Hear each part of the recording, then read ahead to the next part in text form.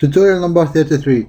The last tutorial we talked about the shaft feature and we created these parts, and in this tutorial we're going to talk about the groove feature, and it's called in other software the revolve cut.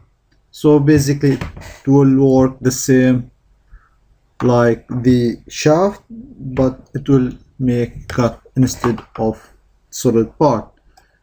So now let's try to make the sketch. Let's make a sketch on YZ plane. Let's create a rectangle, axis. Now I'm going to revolve this rectangle. First, let's now make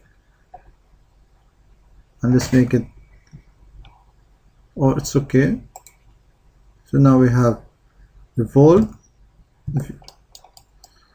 this rectangle. Now let's create a sketch on this surface, and let's create another rectangle. You can add dimensions if you have place. Just I'm going to show you how to use this feature. Now let's make a groove axis to be in the middle, and let's exit and press in groove here on the right, or from insert, constraints, sketch based feature, groove. So now let's choose groove from the right side here, and you can notice here if we click preview, we created a cut through that part. And here you can change the angles, the second angle if you want to make a second angle for the cut, reverse side to reverse the direction, or to make it a thick.